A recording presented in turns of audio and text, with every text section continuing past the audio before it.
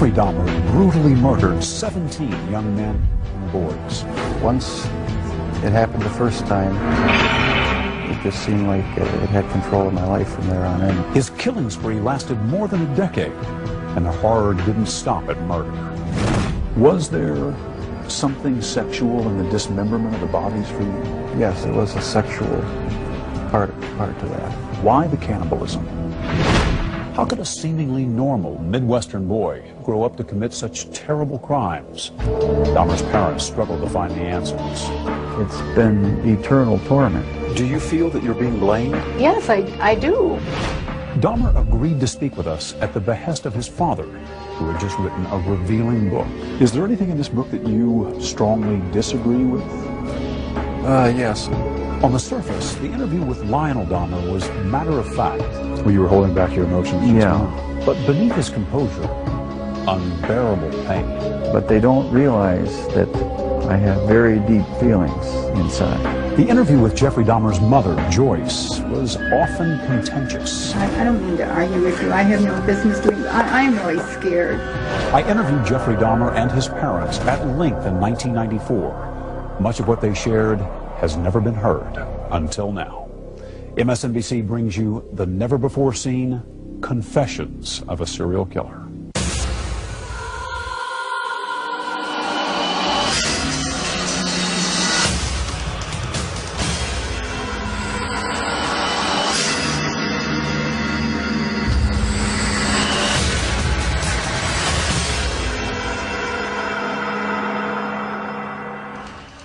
Thanks for joining us. I'm Stone Phillips. In February 1994, at the Columbia Correctional Institution in Portage, Wisconsin, I sat down with serial killer Jeffrey Dahmer for his first, and as it turned out, his last network television interview.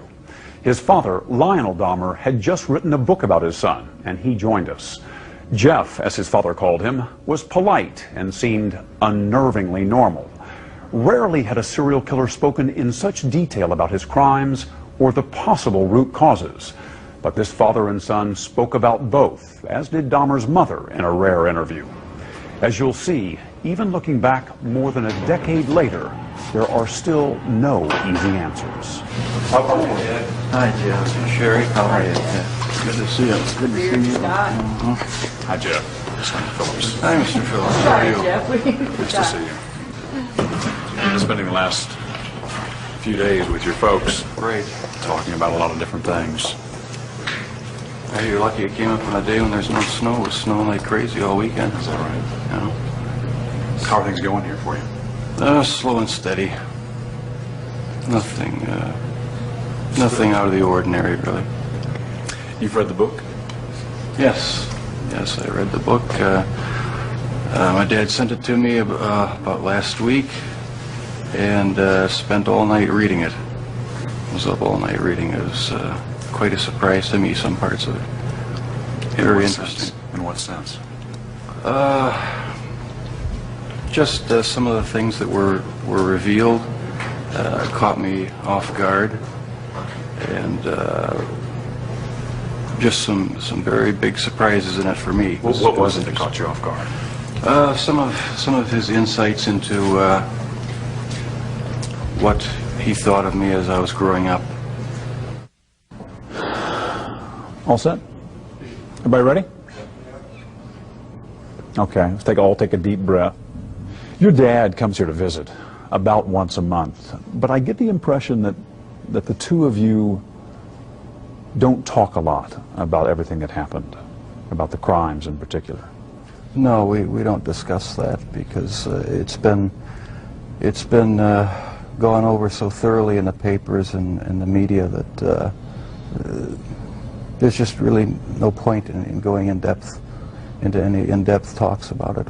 We talk about our family, home, how things used to be, what prison life is like here now, and try to keep things as light and upbeat as possible. Is it hard for you to go back and talk about those things? No, not the good things. In fact, it gives me a sense of comfort to talk about the few good times there were in the past. You say the few good times.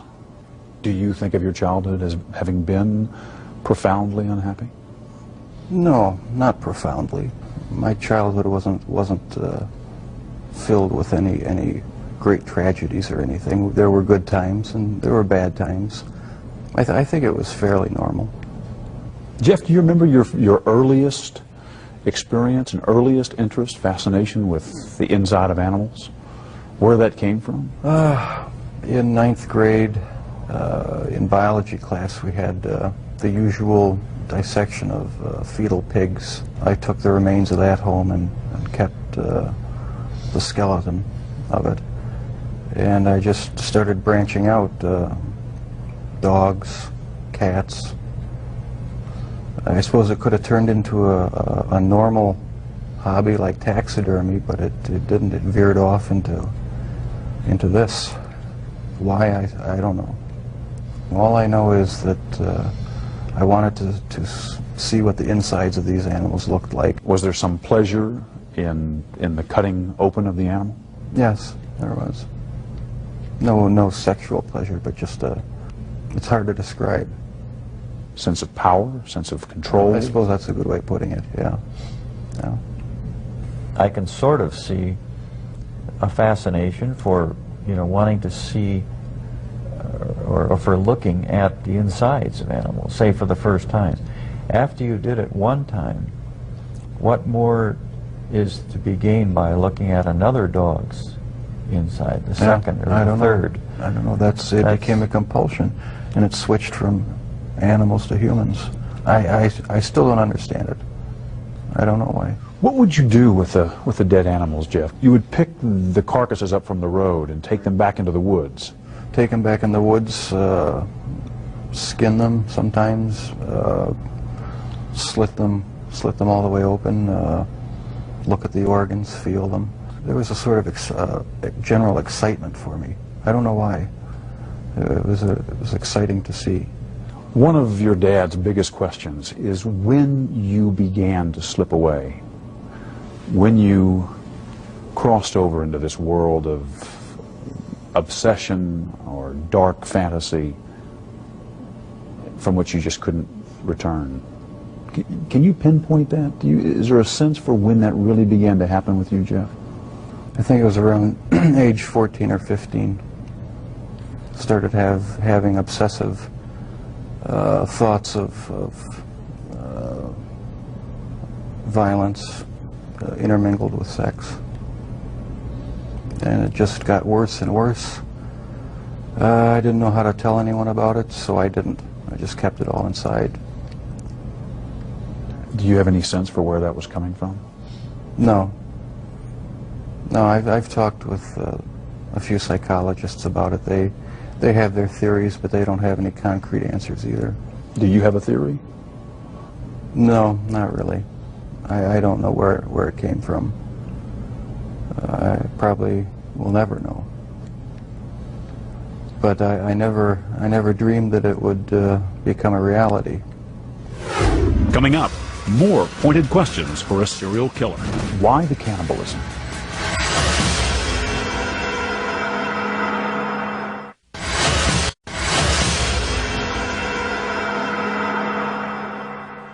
Jeffrey Dahmer was finally caught in 1991 after one of his would-be victims escaped and alerted police.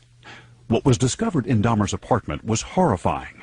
Body parts in a barrel, a human head in a refrigerator. When he confessed, the gruesome details were almost impossible to comprehend. What was it, Jeff, that took you over the edge, do you think, and made you take this from the world of fantasy into reality? From 15 on, I had this reoccurring fantasy of meeting a hitchhiker on the road and of taking him hostage and doing what I wanted with him. About 3 years later, I was 18 years old, driving home. I saw this hitchhiker about a mile from my house. Thought to myself, should I stop and pick him up, or should I just keep on going? I wish I just kept on going, but I didn't. I turned around, picked him up, And that's when the nightmare became a reality. It just seemed so bizarre to me that this obsession that I had been thinking about and wanting, just all the parts are there, and they make it possible to make it happen. What happened after you took him to the house? The house was empty. My mother was up in Chippewa Falls with her family, and my dad was living in a rented motel about 5 miles away due to the divorce. And I pretty much had the place to myself. I was drinking a lot during that time, and just, I don't know, looking for something to, some way to find some fulfillment, some pleasure. And I acted on my fantasies, and that's where everything went wrong. This was the summer of 1978 when you took your first victim. Right. Once it happened the first time, it just seemed like it had control of my life from there on in. The second occurrence was 1984, roughly. And I met this guy at one of the bars, downtown Milwaukee bars. We went back to the hotel, just planning on getting drunk. I had put some sleeping pills in his drink to render him unconscious, and was just going to spend the night with him. When I woke up in the morning, my forearms were bruised, and his chest was bruised, and blood was coming out of his mouth. He was hanging over the side of the bed, and I have no memory of beating him to death, but I must have. And that's when it all started again. And once it started again, you found it impossible to stop. Right, that's when the obsession went into full swing. Did you ever tell yourself, I have to stop this? I must stop doing this? Yes. When it was going on? After the second time, it seemed like the compulsion to do it was too strong, and I didn't even try to stop it after that. But before the second time, things had been building up gradually, going to bookstores, going to the bars, the gay bars, bath clubs. When that wasn't enough, buying sleeping pills and using it on various guys in the bath clubs. It just escalated slowly but surely. And after the second time, which was not planned, it was out of control. It felt like it was out of control. Where did sex enter in to the killings, Jeff? It was a big part of it. My only objective was to find the best looking guy that I could. Their sexual preference didn't matter to me. Did their race matter to you? No, their race didn't matter to me. The first two young men were white. The third young man was American Indian. The fourth and fifth were Hispanic. So no, race had nothing to do with it. It was just their looks. Was there something sexual in the dismemberment of the bodies for you? As time went on, yes, I did get there was a sexual part to that. I started saving the skeletons and preserving other parts, and one thing led to another. It took more and more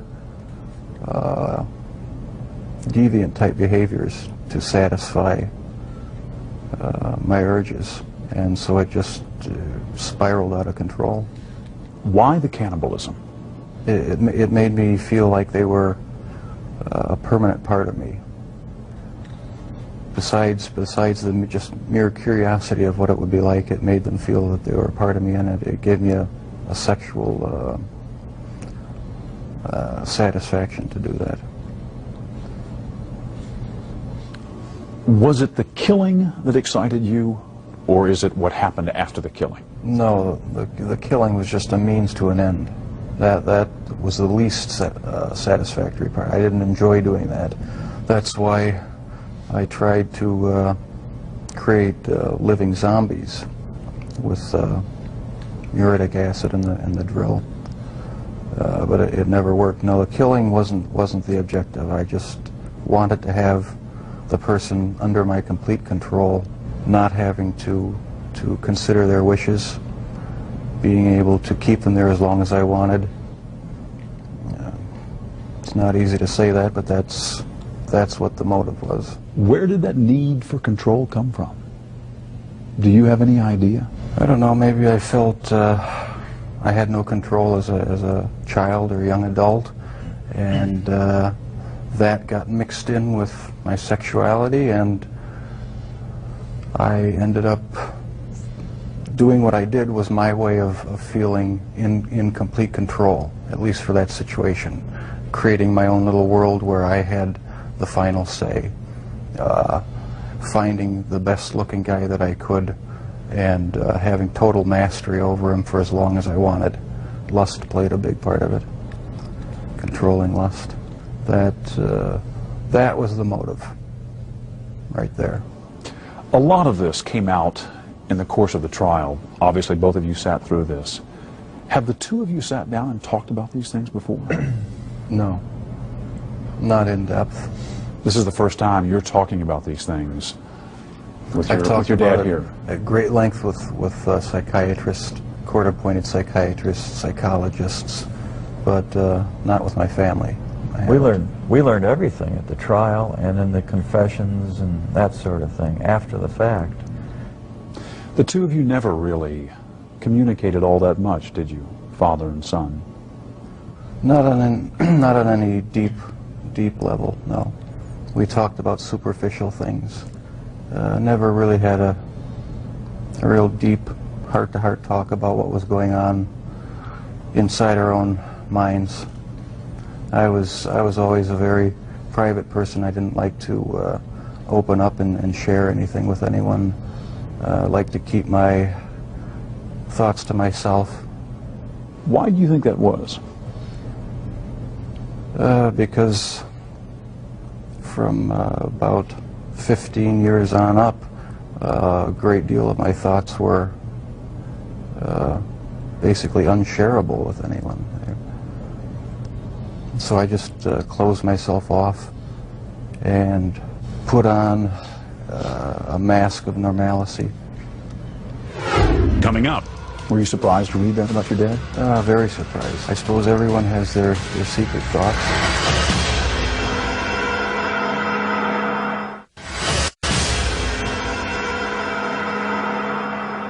When I interviewed Jeffrey Dahmer in 1994, his father Lionel had just written a book as part of his own painful journey to try and understand how his son became a serial killer. Despite regular visits to the prison, father and son had never spoken about many of the topics covered in the book until our interview. You've read the book. Right. He called it a father's story. Pretty simple title. Right. Not a simple story, though. No, not a simple story. Not one that was easy for me to read. But I'm glad he wrote it. Did it hurt? Was it painful to read? Yes, it was painful. Some parts of it were, for me, were even fun to read. There were good parts. It wasn't all negative. Was it emotional for you reading the book? Yes, it was. Tell me, what kind of feelings did you have reading it? Deep regret, sorrow. I guess those were the two main emotions. Is there anything in this book that you strongly disagree with? Yes, I disagree with the description of me as being so incredibly shy and introverted, because maybe that's the way my dad saw me, because there was so much tension in the home that I really didn't feel like being up and happy a lot of the times. But with my friends in school, I had a good time. We had good, a good social life, and so I wasn't so extremely reclusive and self-centered as it portrays me. Does it surprise you to hear Jeff say that he doesn't think of himself and never did as innately shy? It did surprise me. Maybe my perception was accentuated to the extreme. But you do recall at age 6 that you became more aware of tensions in the home. Oh yeah, that's the time I really remember noticing that things weren't quite right. So it wasn't so much innate shyness as it was wanting to withdraw from tension and arguments and problems in the house. That's how I saw it, yeah. I sort of lived in my own little fantasy world when things got too heated in the household. And I carried that over for years, I guess. And was there violence in that fantasy world? No, not early on? Not that, not the type that showed itself later. No, it was just my own little world where I had control. Was anger a part of it for you, Jeff?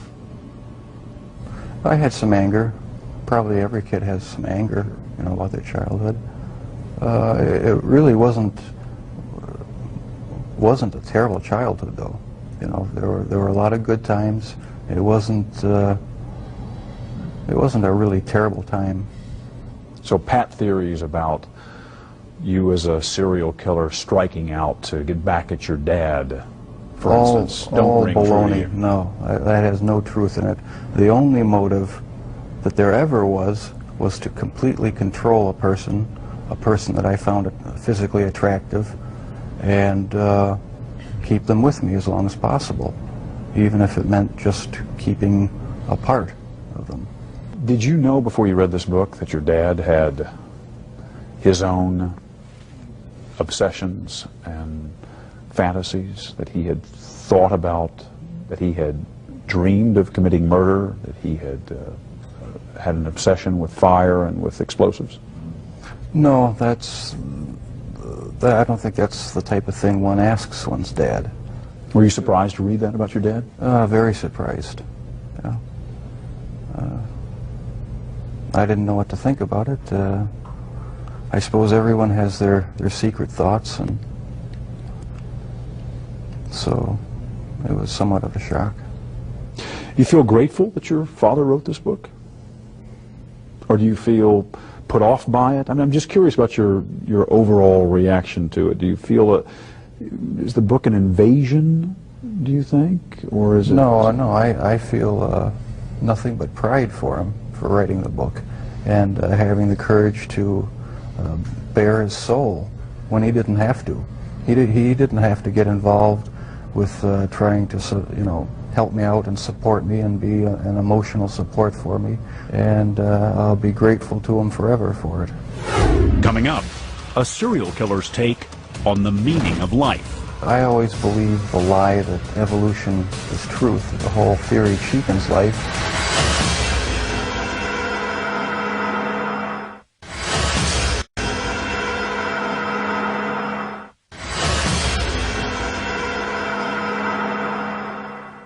Jeffrey Dahmer kept many secrets, even before he killed his first victim. While it's not unusual for teenagers to keep some things from their parents, Dahmer's father was tormented by the idea that perhaps he had missed a key sign of what was to come and the chance to stop him. But Jeffrey Dahmer wasn't sure he would have revealed anything, and was angered by the way some people had blamed his parents. Did you ever consider talking to your parents, to your dad, about homosexuality? Is that something that you felt you could ever raise? Early on, I really didn't know that much about it myself. All I knew was that it was something that was to be kept hush-hush, not talked about, not even thought about. So I just kept it all within me and never talked about sexual issues at all, really, with anybody. Do you think if you had been able to talk about that in a more open way with your dad, for instance, that it would have helped, might have broken this veil of secrecy and enabled you to keep yourself from going down that road? I don't know exactly what, if anything, would have ever kept me from going down that road. Talking about it, I don't think would have made that much difference, because, like I said, there were things going on in my head that I would have never opened up and talked about with anybody. Your dad says he never realized how deeply troubled you were because he just thought you were shy the way he had been, shy as a boy. Do you think the signs were there and he just missed them? No, I don't think so, because I had thoughts, I had fantasies, but there was no outward show of anything that was wrong. You were pretty good at keeping it all inside. Right, I kept it inside, didn't share any of my thoughts or emotions with anybody. So how would I ever know? No, you never saw any of it, as far as I know. I did not really hear from anyone about any of these activities. And that's what really strikes me now, is if I would have known, what would I have done about it? I think I would have done a lot about it. I feel it's wrong for people who commit crimes to try to shift the blame onto somebody else, onto their parents or onto their upbringing or living circumstances. I think that's just a cop-out. And my parents, my relatives, had no knowledge of what I was doing. They're absolutely not responsible for any of it in any way. And I take full responsibility. But you understand that what you did would lead your father to ask himself all kinds of questions. That's true. Where did I go wrong? Was there something I could have said or done to have prevented this? Right. Did I in some way create or contribute to the terrible acts my son committed? I understand that. I just get angry with other people who think that they have a right to somehow try to blame my parents for what happened. That's not right at all. No one has the right to do that because they're totally innocent. They had no knowledge of it. And that angers me. But parents just naturally, I mean, any parent that really cares, they just first of all say, gee, I feel guilty. You know, there's just feelings of guilt. What happened? What did I do? What could I have done? And so that's a normal parental reaction. Your dad has wondered about all kinds of things, from the medication that your mom was on during her pregnancy, to the fact that you were exposed to violent arguments in the home from an early age and continuing, to the possibility that he might have passed on some genetic propensity for obsession or violent behavior. Does any of that ring true to you? I can see why he'd wonder about those things, but as far as I'm concerned, they're all excuses. Because I didn't feel accountable to anybody. I didn't feel that I had to face what I had done ever. And so there comes a point where a person has to be accountable for what he's done. Can't go around making excuses, blaming other people or other things. So I alone am the one who's responsible for what's happened. Let me ask, when did you first feel that everyone is accountable for their actions?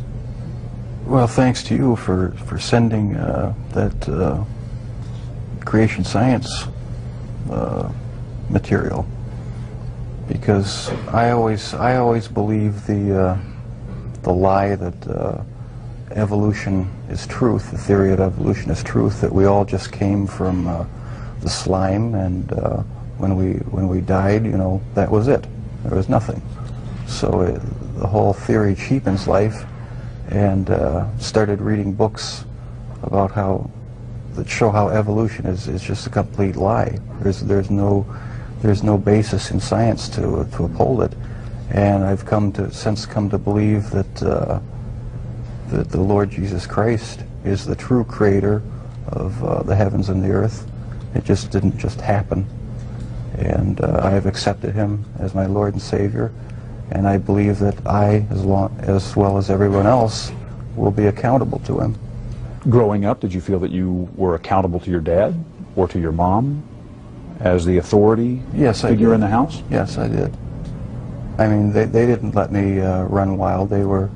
They disciplined me, and so I felt accountable to them. But afterwards, after I left the home, that's when I started wanting to sort of create my own little world where I could be the one who had the complete control, where I didn't have to bow to anyone else's demands, and I just took it way too far. Lionel? At that period of time, I had drifted away from a belief in a supreme being. And I never, as a result, passed along the feeling that we are all accountable in the end. He owns us. And that basic concept is very fundamental to all of us. You feel that the absence, at least for a while, of a strong religious faith and Yes, belief for some years. may have prevented you from instilling some of that in Jeff. That's right. Is that how you feel? Yes, I think I had a big part to do with it. I mean, if a person doesn't think that there is a God to be accountable to, then what's the point of trying to modify your behavior to keep it within acceptable ranges? That's how I thought anyway. And I've since come to believe that the Lord Jesus Christ is truly God, the Father, the Son, and the Holy Spirit. They're the only true God. Coming up, a mother's pain. It's almost like I don't have a right to mourn or grieve because there are all these families who will never speak to their children again.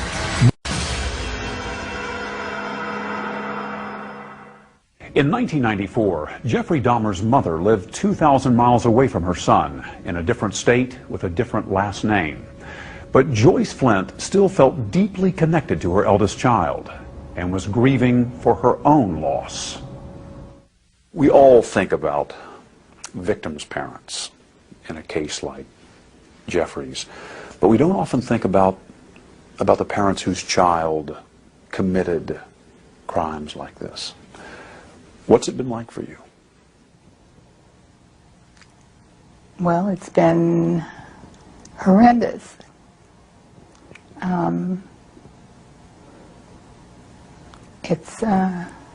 I don't know if I have words to explain something that was never seen or forecast or expected. I learned about Jeff in the same way everyone else did. A friend called me and told me it had been on television in another state. And so half an hour later I turned the television on and saw his picture. And at that point, what do? You can't believe what's happening. And you cry and you grab a friend, and that's what I did. What was most unusual about it was that I didn't know, I hadn't been in contact with Jeff, although I tried, and yet no one had ever let me know that Jeff had been in any kind of trouble at all during the years. When did the full impact of all of this hit you? I don't know if it has yet. I don't know if it ever will. I mean, I don't know if I'll ever be able to. How does anyone, the full impact, it's the rest of our lives. I have another son, a younger son, for the rest of his life. He will have to find a way to be strong and deal with this. Has this followed him? Yes, it has.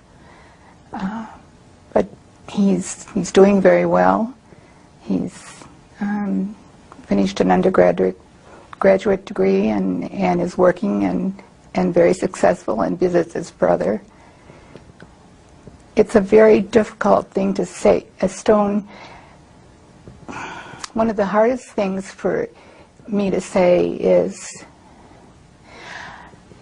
how much I can't believe this happened, and how much I love Jeff, when I'm very much aware that it's almost like I don't have a right to mourn or grieve, because there are all these families who will never, ever speak to their children again.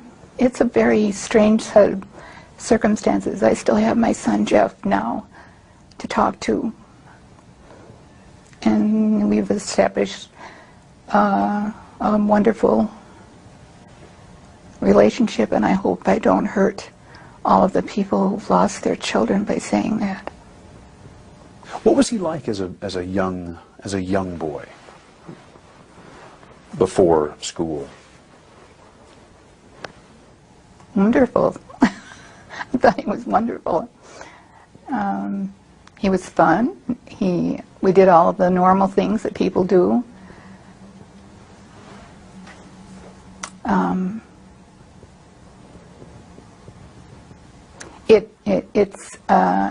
It's hard to be asked questions that go back 30-some years when you never expected that anything but good would happen in your family. Were there ever any early signs of trouble with Jeff? If there had, Looking back on it today, were there? no. What would you look for? If I'd seen something that had been a clue of any kind, I'd like to think that I would have done something about it immediately. No, there wasn't anything unusual about Jeff. He was a normal young boy. Jeff's first grade teacher referred to him as inordinately shy and profoundly unhappy. He didn't seem inordinately shy to me. He seemed, he didn't like school. He had a very difficult year that year, first grade, moving from where he'd lived. I was pregnant with his baby brother, so... Did he seem profoundly unhappy? No. Well, no. When you say profoundly unhappy, there wasn't any clue that there was anything other than this was a little, rather shy child who had to go to school and mingle and be sociable, and that wasn't his thing. Coming up, more with Jeffrey Dahmer's mother. Telling you the truth the very best I can, there wasn't anything unusual. But first, his father looks deep within to see if he is somehow responsible for his son's crimes. The question is, why does a father murder in his dreams and a son murder in real life? Real life.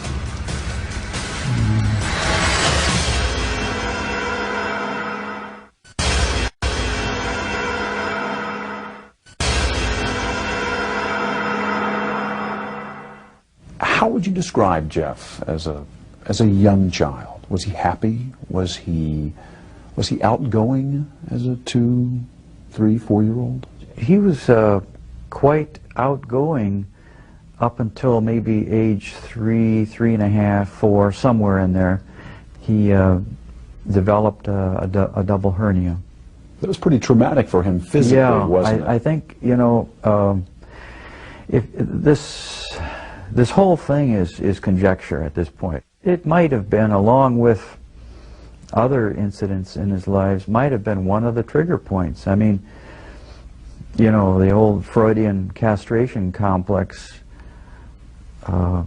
might come to bear here, and I guess psychoanalysts would really have a heyday with this, because, you know, he was concerned about losing his penis.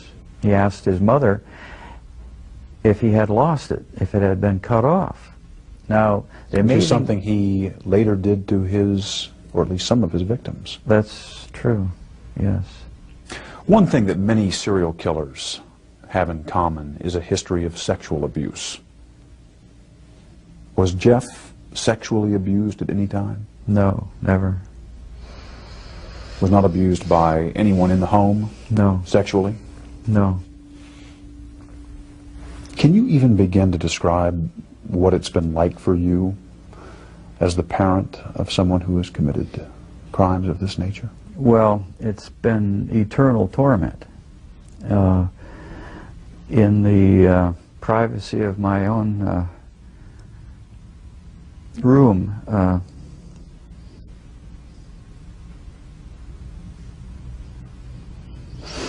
see, people generally look at me as sort of not emotional, and I come off as maybe a little bit remote because of that. Well, you were holding back your emotions just now. But they don't realize that I have very deep feelings inside.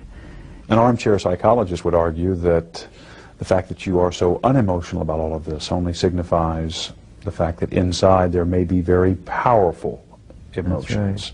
That the person who keeps things so tightly under control is the person who is really afraid of losing control of some very powerful feelings inside. True in your case? That's probably true, yeah. I would say that's a fair statement. Today, when you think about the obsessions that were consuming Jeff as a teenager, they aren't altogether unfamiliar, are they? I think inferiority goes, you know, lack of control or feeling of no control over your environment or kids around you. I think inferiority sort of goes along with shyness. Jeff was shy, I was shy. Then comes the thought of control. You just don't have the control of your environment. And my early infatuation or obsession was with fire. Just about burned down my neighbor's garage one time. Just starting a little fire. When you were a teenager, you had dreams of committing murder yourself. Yeah, let me clarify that. Please. I was shy and, you know, felt lack of control and so forth, and I was bullied. Okay, there were a lot of bullies in our neighborhood. And almost always after I was either physically or in some other way harassed by bullies, I would wake up, say, the next morning or the morning after that, shortly after that, and I would for just a say about 30 seconds or so have this feeling that I had hurt someone, that I had maybe hurt them badly, that I had killed them. But it was a vague sort of a feeling, and it happened just every so often, and after attacks by neighborhood kids. The question is, why does a father murder in his dreams and a son murder in real life? Real life. Yeah. In mentioning these things and writing about them in your book, you seem to believe that you may have passed on some kind of genetic propensity for obsession or destructive behavior. That might be one factor in this puzzle of why your son did what he did. It's something to be considered, you know, in the broad spectrum of possibilities. The problem with just calling it genetic predisposition or genetic predestinarianism is that it's not really scientific. It's not true with respect to personality. But it's being investigated. What led him to cross the line, to go over the edge?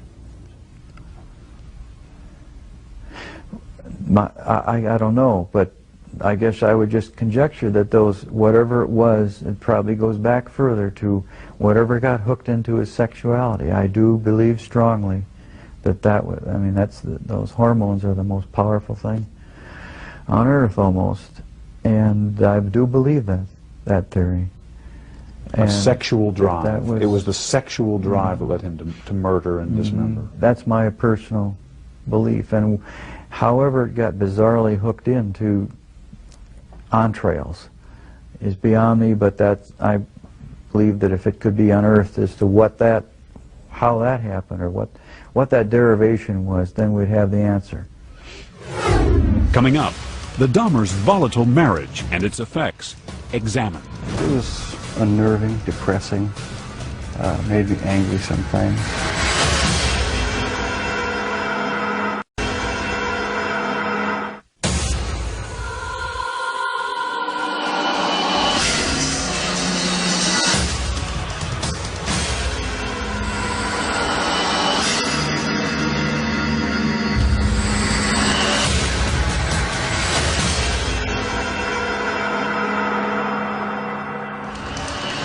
It was his first and last network television interview. Serial killer Jeffrey Dahmer talking about his horrific crimes and trying to figure out for himself why he had such a compulsion to kill. Much had been made of the home environment in which he grew up and the marital strife to which he was exposed throughout his childhood. Could he have been so affected it would later drive him to commit unspeakable crimes? Dahmer had strong feelings about that. What do you remember about your parents arguing when you were growing up, and what effect that had on you? It was unnerving, depressing, made me angry sometimes. I'd leave the house, go out in the woods and sulk, brooding, wondering why they had to have such a rough relationship. Most of the time they didn't seem to get along too well together. I never knew what the real underlying problems were. I didn't feel it was my place to ask. Did you blame one or the other? Mom or Dad? No, I didn't. I was just frustrated that things couldn't be happier around the house. You just wanted things to be more peaceful. Right. I never saw any real violent arguments as far as physical hitting or anything like that, but there was a lot of yelling, a lot of tension in the house sometimes. All set? Everybody ready? Let's go. At the time of the interview, Jeffrey Dahmer's mother Joyce was writing her own book, tentatively titled An Assault on Motherhood. She insisted that her co-author sit next to her for support. The book was never published, and the co-author never appeared in the original broadcast. What kinds of things was Jeff exposed to? What kinds of things did he see and hear? Nothing out of the ordinary. Well, what can I do? I can compare it with my own upbringing, and my mother and father fought, and it was kind of a normal thing, and they would get over it. And Lionel and I discovered very early on that we were very different people. I was more emotional and more outgoing than he was, and marriage became really a very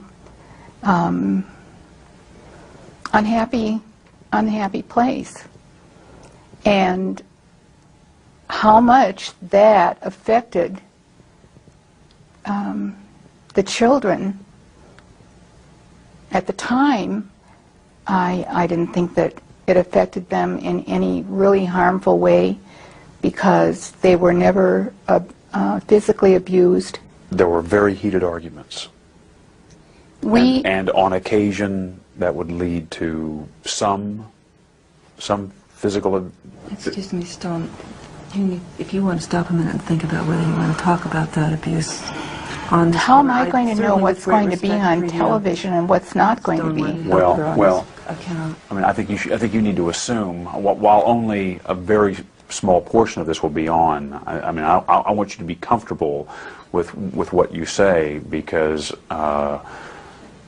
Well, one of the things that I don't want to get involved in on this television show is trying to do the same thing to Lionel as he's done to me, and that is to somehow blame him. So I'm not asking. I really don't want to get to whose fault. No, we're rolling. But I'm just saying, I don't want to get. I am really not concerned with fault and whether it was you or whether it was Lionel. What I'm trying to understand is what was going on between you for whatever reason. I'm sure both of you brought something to the table on that. That's usually the case in a marriage situation. My question is, what kinds of things, what do you recall about the kinds of things that were happening between you that Jeff may have been exposed to, and to the extent that there is some question about the kind of emotional turmoil that might have caused him?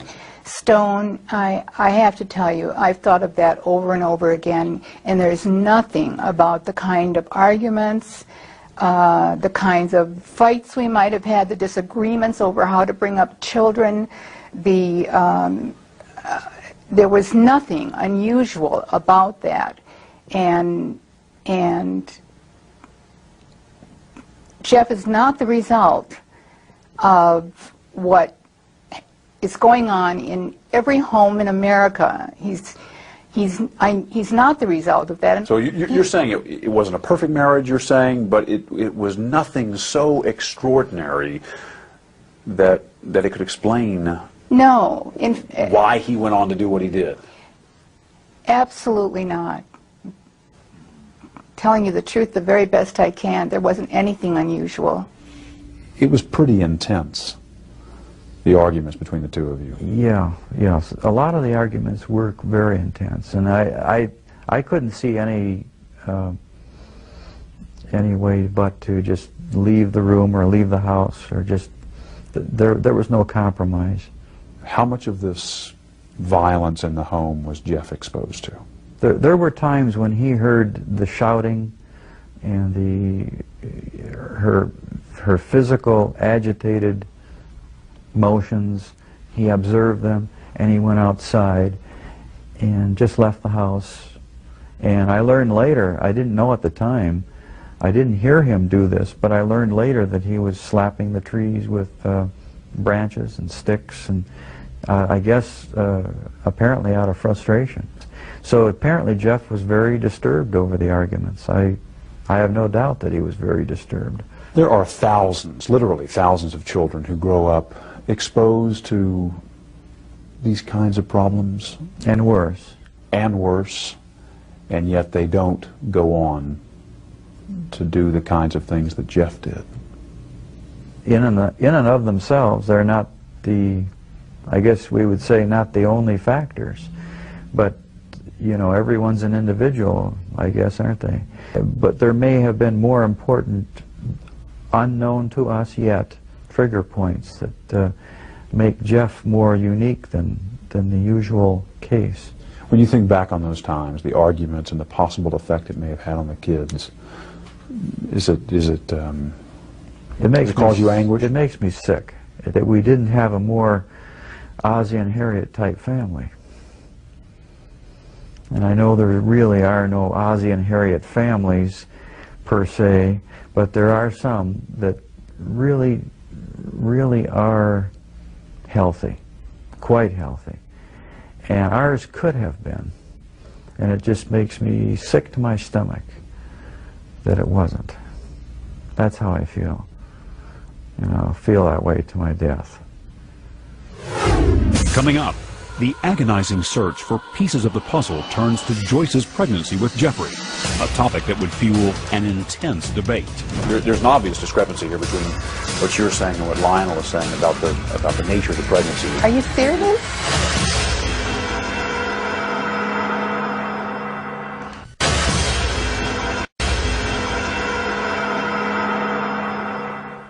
By all outward appearances, Jeffrey Dahmer seemed like a normal boy growing up.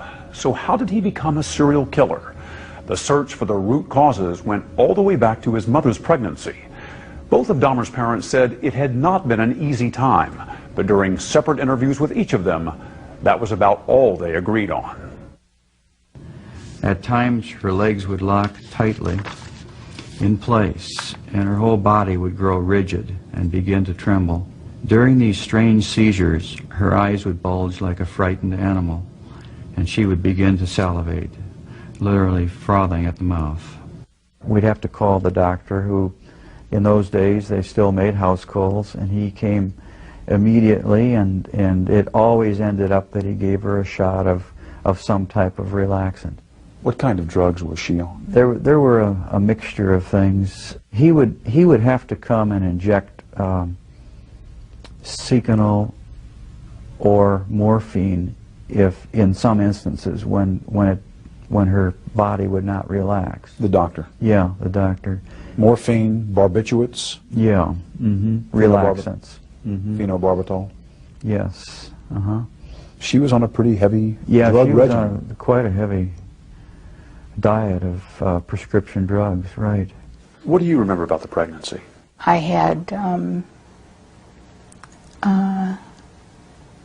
what I thought were probably the ordinary kinds of things that happen when you're pregnant, and Morning sickness, morning sickness, a lot of nausea. yes.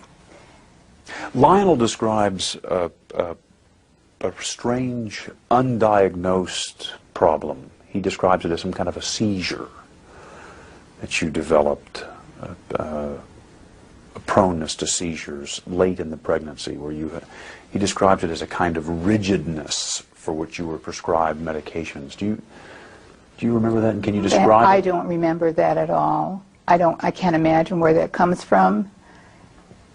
It isn't true. I don't.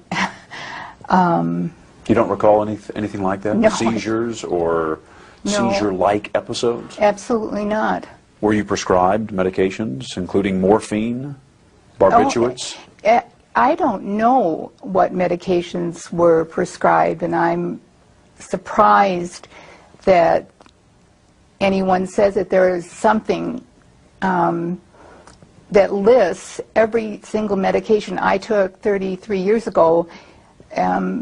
I had a doctor, a physician. I took the medicine that was prescribed for me, and for the most part I was healthy. You weren't on morphine? I don't think you give pregnant women morphine. I'd have to ask my doctor, but they don't give pregnant women morphine. Barbiturates of any kind in order to calm you down in these seizure states, as Lionel describes them? There were no seizure states. Where's I that don't know coming where that's from? coming from. Well, Stone, I don't know. And it's one of the reasons why I'm finally speaking out, because there were no seizures. There was nothing that was out of the ordinary as far as my pregnancy was concerned, except that I needed to be in bed. There's an obvious discrepancy here between what you're saying and what Lionel is saying about the nature of the pregnancy. It was difficult, you both agree, but he describes you in these states where you were, as he says, literally frothing at the mouth. Are you serious? In these rigid states, yeah, for which you were given medication to settle or calm you down. Well, I don't know what his purpose is in doing that. I do know that when this first happened, the very first thing that the husband that I divorced did was come out with these accusations against me. They're not true. Well, I don't know how I can prove it to you that they're not true. Is it possible you just don't remember them? No, it's not possible. I don't remember them. It was my first pregnancy. I remember everything about my first pregnancy. There's an important point you want to talk about that you really want to make, and is the reason why you've come on. So let's talk about that. Thank you. I appreciate that very much, Stone, because I'm really feeling like the questions that I've been asked so far are exactly the reason why I wanted to come on, exactly the reason why I want to write a book tentatively titled An Assault on Motherhood, and that's exactly how I feel, like I'm being assaulted by statements that can't be substantiated, that people have said are not so, but here I am one more time having to defend myself. I want to get across that we as women just can't take this kind of thing anymore. If something bad happens to our son or our child, there has to be a place for us to go. I want a place for all the victims, to have a place where there's some compassion and understanding instead of a blaming.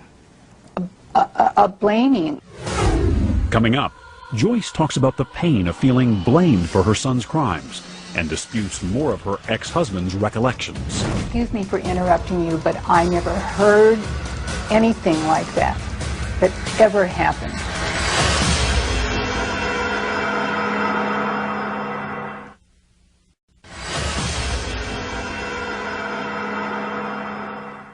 In 1994, Jeffrey Dahmer's mother, Joyce Flint, was tormented, feeling unfairly blamed for her son's horrific crimes.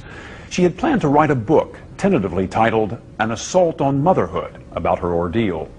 In fact, her co-author sat next to her during the interview, sometimes interrupting when she felt the questions were too much for Joyce to handle. The book was never published, but in our interview, Dahmer's mother talked candidly about her pain and about her anger. Do you feel that you're being blamed? Yes, I do. Do you feel that Lionel's blaming you? That certainly does seem to be what happened when he first came out on television. And there are elements of Lionel's new book which do seem to say things about the pregnancy, about reluctance to breastfeed after the pregnancy, about Joyce's state during early motherhood, which seem to indicate something was wrong with the mothering. Now, this isn't the theme of the book, but it corresponds to the theme of so many questions from the media that have come along all along the way. And I'm not saying you're asking these now. But at the same time, Lionel asks a lot of questions about himself, about what kind of father he was, about his own thoughts and maybe his own mistakes. I mean, one of the first places he looks is right in the mirror. But if he wants to speak about himself, it's fine if he wants to make false or accurate accusations about his own behavior. But to state things about Joyce, which may or may not be true, and in some cases apparently are not true, in his book, is a certain type of blaming somebody who has not yet had the opportunity to speak up. You've read his book? Yes. Joyce, you have not read it? No, I haven't. Joyce has not read it yet. Joyce has been not well, and reading that book, which just came out, hasn't been something she was ready for. The excerpts that I have seen in the newspaper are so astounding to me. He told everyone that I was crazy, that I had abused my body with medicines, that I somehow was to blame. There's no doubt about that. Now he turns around and, for whatever his reasons are, I don't know what he's trying to accomplish with talking about something he should have shared with me before he ever married me, if he's got some thought that had anything to do with Jeff. You mean his mental state, that you weren't informed? Dreaming of murder, yes, the exactly. obsession with explosives. He never talked to you about any of that? None of that. I think one of the points is it's all clear in retrospect. I mean, for instance, one of the anecdotes that he tells in the book, Joyce, is when Jeff was 4 years old and Lionel had crawled underneath the house to remove some dead animals, and he put some of the bones from the dead animals into a bucket. And Jeff, at age 4, probably innocently, went over and was playing with the bones and seemed fascinated with these bones. That absolutely astounds me. Excuse me for interrupting you, but I never heard anything like that ever happened. You see, you're doing a television show prompted by a book which was written, which apparently is one parent's story which doesn't jive with the other parent's story at all. Which is why we're here. Right. Which is exactly why we're here. That kind of an anecdote. Like Now, as far as I know, that never happened. That sounds like the shows that people go on and talk about children mistreating animals, and can you predict who's going to do something terrible somewhere down the line in his life Jeff's condition was proven to not have anything to do with his upbringing. I don't want parents frightened to death thinking that the little things they do or the little things they miss are going to result in them having a child that is going to cause all of this pain and anguish. That isn't the way it happened. In my mind, you cannot tell how certain actions or reactions are going to be computed in a child's mind. So the first thing I thought about was he emotionally, did he come out of this life with us emotionally disturbed in some way? He didn't. I've asked him. Some people would say that someone who had committed such horrible crimes must have had something horrible happen to them. You're saying just didn't happen. You know, I wish I had an answer. It's a terrible feeling to have this unending, unknown, why did this happen? What's the purpose of this happening? The horribleness that so many people have had to go through. I wish I could come up with an answer. That would be useful. It isn't useful to speculate on what small, tiny little things did we spank our child, and that turned him into a, as they called me, a monster maker. Jeff was raised with all the love and care and concern that any child could be raised with, and what happened to him, I don't know. I wish I knew. I'd give anything to know. When you ask yourself that question, Joyce, I mean, you know, when you're alone with yourself and you wonder why it happened, what answers do you come up with? What questions do you have about the origins of his madness, if you will?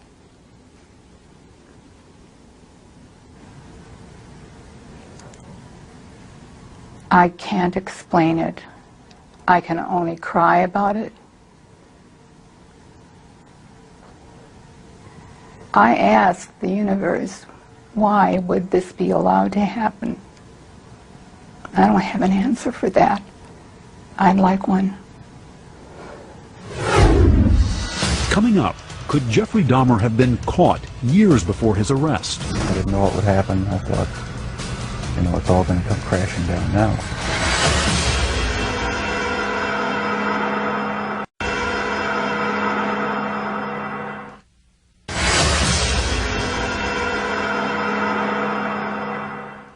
There were times during the years Jeffrey Dahmer was killing young men and boys when he came close to being caught, stopped from taking more lives. One of those crucial moments still haunted Dahmer's father, Lionel, during my 1994 interview with him. In March of 1989, you were helping him gather up his belongings, going through his room, and you came across a box. Tell me about that incident. It was about a 1-foot square box, metal and wood box, that I thought contained pornographic material. And you asked Jeff to open it? Yeah, because my mother, you know, I didn't want her to come into contact with any of that stuff. And asked him to open it up, and he refused. He said, I'd rather not. And I said, Jeff, open it up. I just want to see what's in there. And he said, can't I have any privacy in the house at all? Just this 1 square foot of privacy. And I said, Jeff, open it up, or I'm going to just take it down into the basement and get a screwdriver or something and open it up. And just open it up. And he got angry, very visibly agitated, and said, if I can't have 1 square foot of privacy, then I'm just going to leave. So he walked out of the house, and then I took the box. I took it from him. I mean, he gave it up. he walked out of the house. I'm surprised that he gave it up. But I started walking down the basement, and then he came in the back door just as I was going down the basement steps, and he said, "I'm sorry, Dad. I lost my temper. There's just some pornographic stuff in there." He said, "Just wait. I'll open it up tomorrow morning and show you what it is. Just let me put it away now and forget about it. Let's not cause an uproar anymore today or tonight, and because of Grandma." And so, my not fathoming what could be in that box, I said, "Okay, we'll just open it up tomorrow then, and then let's get rid of it, whatever it is." And the next morning he came down from upstairs and showed me, and there was pornographic literature in there. And I said, "Okay, get rid of it now, and I don't want to, see any more of it around here." He said, "Okay, Dad." And that was the end of that incident, and I didn't realize what was in that box. What was in the box? Well, as I learned later, after the trial, it was one of the human heads, one of the victims, which he then took to his work and put in the locker. I told Jeff I can't imagine what I would do if I would have opened that box and found that, because I probably would have reacted in my typical fashion of just shock and numbness. I probably would have thought that, maybe it's an artificial, some type of, I don't know, an occult thing or just some decorative thing, that something, but not human. I can imagine I would finally realize, or suspicion, what that is. And then I don't know what would happen. I think I probably would have lost it. I don't know what I would have done. I asked Jeff, what would he have done if I would have opened that up and found out what that was. And all he said was, well, that would have been the end of the line. The jig would have been up. One of the chilling stories that your dad tells is about the box he had found. Can you give me your perspective on that? I had a box in my bedroom closet, and it contained the mummified head and genitals of a young man I met in one of the bars down in Milwaukee. And it was a locked metal box. My dad one week came to visit and happened to see it, and we got into a bit of an argument because I wouldn't open it up. He took the locked box down to the basement and was about to smash it open. What were you thinking as he was making his way downstairs to open the box? Well, I was outside, and I was thinking, I've got to stop this from happening. I didn't know what I'd do or say. I didn't know what would happen. I thought, it's all going to come crashing down now. And but the box was never opened, not in my dad's presence. And so the lies continued. The whole scenario just continued for years after that. Were there times when your dad may have been closer to discovering what was going on than even he knew? Times where you got worried that maybe he would find something out? The box incident was about as close as it came, yeah. That was just one incident. There were others, but that was a particularly nerve-wracking one. Are there others you can share? Other close calls? When acidified, dissolved human remains were found, they didn't look like human remains anymore, but they were in the trash bin outside in the garage. That was one incident, and a few others I'd rather not go into right now. Were you relieved to be arrested? Part of me was, and part of me wasn't. Explain. I don't know. It's like I don't believe I have a split personality, but you know the feeling where you're sort of glad about something, but on the other hand you're not. That's how it was. It was a relief not to have to keep such a gigantic secret that I had kept for so many years. And once I saw that I had no choice but to face it, I decided to face it head on and make a full confession. So I am glad that the secrets are gone. Coming up, a father's anguish as he confronts the gruesome reality of his son's crimes. What was it like the first time you saw Jeff after he was arrested for murder?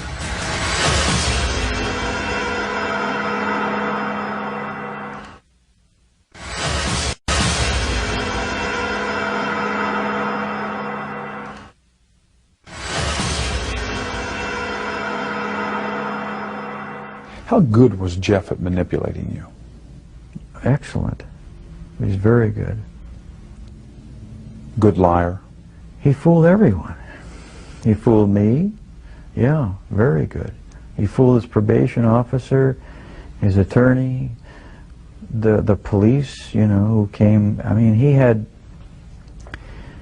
bodies in his next room when the police were standing in his outer room. There were so many people that he fooled. And he could lie and be cool as a cucumber. Yeah, he just looked very innocuous. He just looked like an average person who couldn't possibly do the things that he did. What was it like the first time you saw Jeff after he was arrested for murder? Oh, that was really tough. He was disheveled, you know, beard, and he hadn't slept. There were people screaming in the cells, and he just stood there like a limp rag. What did you say to each other? I went up to him and I said, "Jeff, I love you." I hugged him. I cried. He didn't seem to be emotionally moved. He just seemed like he was just wrung out. Did he hug you back? Yeah, as well as he could. He was shackled in front of him, so he really couldn't hug. But he pressed, you know, forward. But it just seemed like he was just his soul had dropped out of him. What were his first words to you when he saw you? I'm just so sorry. I really screwed up.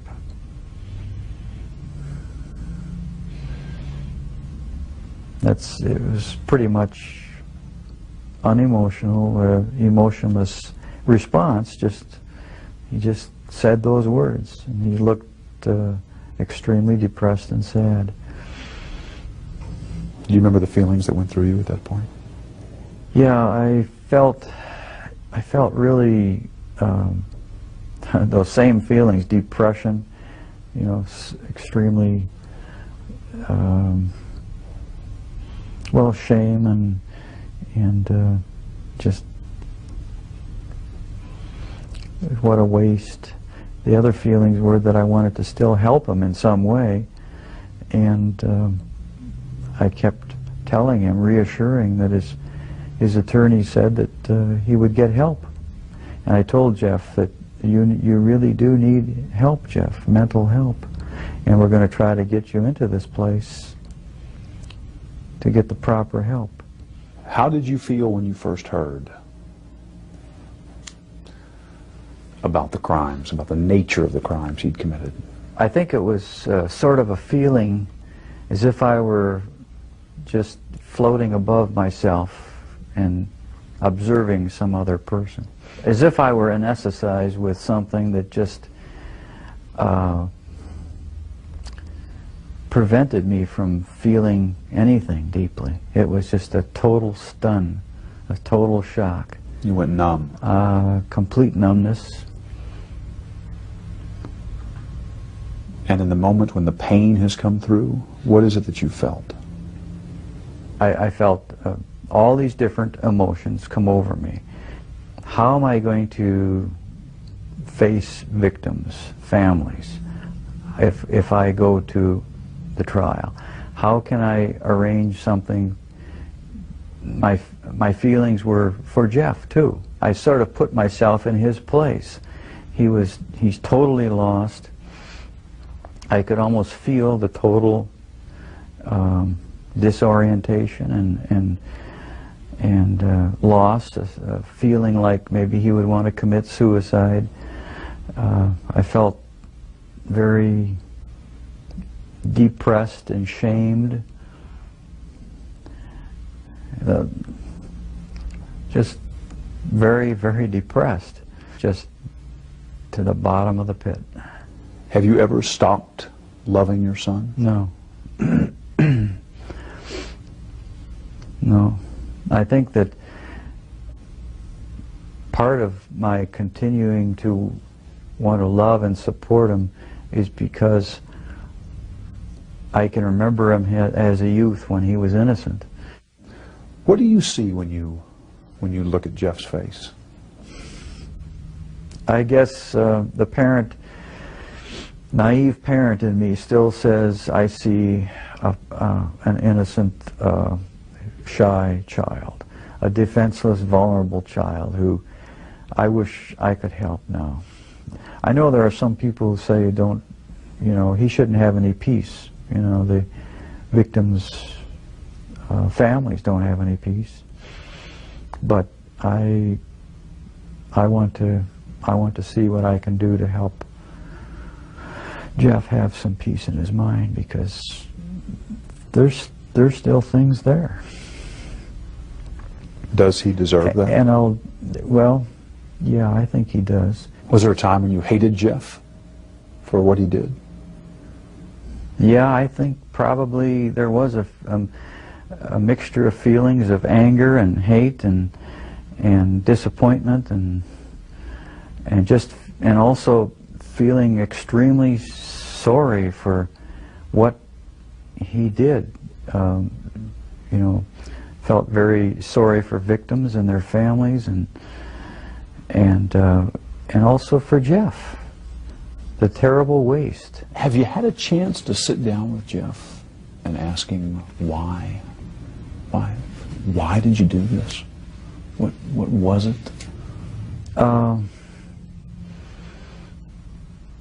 I asked him once, and he doesn't know.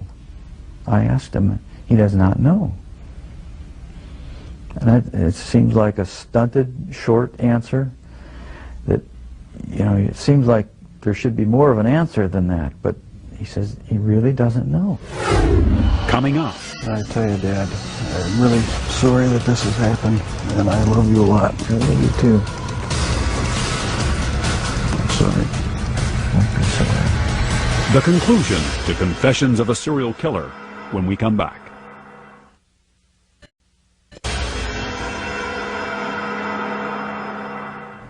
Your father told me that one of the reasons he wrote this book was in order to put down on paper what he has been unable to say to you in words, kind of reaching out to you. What do you want to say to him, having read this? I tell you, Dad, I'm really sorry that this has happened, and I love you a lot. I love you too. I'm sorry. Don't be sorry. We haven't always shown it a lot, but I do love him a great deal. I love you. And without the support of my folks, I don't think I would have come through this. We've opened up with each other a lot more now since the trial and everything. There's no secrets to be hidden away. I don't feel that I have to keep any secrets from him. We've come to face what's real now, instead of just glossing things over and talking about superficial things. So there's a lot more communication between us. This book may serve as a further bridge between Jeff and myself. And just for that purpose, I regard it as valuable for me. Do you feel closer to your dad having read this? I feel closer in that I understand more how he was thinking, what his thoughts were, what some of his motivations were. I'm glad he wrote it. Anything not in the book you want to say to him?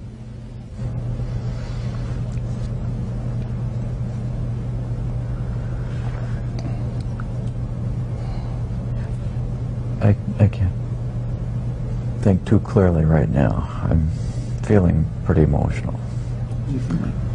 Well, I think that a lot of things have been brought out in this interview that has brought us to a little bit deeper, just a little bit closer understanding as to how this all originated. And, well, whenever I get emotional, my analytical side gets clouded, and I can't express myself quite as well as I would like. Can you talk about the feelings you have? You feeling close to I Jeff? feel very close to Jeff, and it's going to continue until our death. And I feel good about it. Do you think you'll ever have the answers you've been looking for about why, what happened, and what role, if any, you played? Maybe not. My primary question is the origins of it. And if something can be learned about that, it may help other people avert problems. Is it still there, Jeff? Does it ever go away? In part, no, it never completely goes away. I'll probably have to live with it for the rest of my life.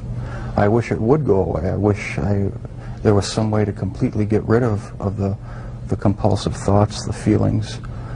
It's not nearly so bad now that there's no avenues to actually act on it. But no, it never seems to go completely away. So the thoughts still come to you? Sometimes, yeah. Are you different, Jeff, in terms of how you think back on all of this? I would hope I'm different. I'm glad that I'm in a position now where I don't feel the compulsion to do these things. I'm glad that it's over. Any words I say to the victims' families are just going to seem trite and empty.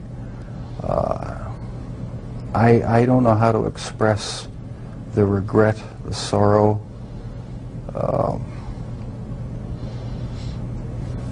that I feel for what I've done for their sons. I can't find the right words. All right, see you later, Dad. After the interview at the prison, Dahmer casually showed us something a little unsettling. Just a point of interest, that's the type of box. This is the type of box? He wanted us to know that box looked strikingly like the one his father had found, the one Jeffrey had used to hide body parts. Thank you, Jeff. All right. To this day, the interview with Jeffrey Dahmer remains one of the eeriest experiences of my 30 years in television news. From the weak handshake with which he greeted me to his bizarre observation about that metal box as he returned to his cell, Dahmer was a haunting figure. He often said he had wanted the death penalty. 9 months after our interview, his death wish came true. I'm Stone Phillips.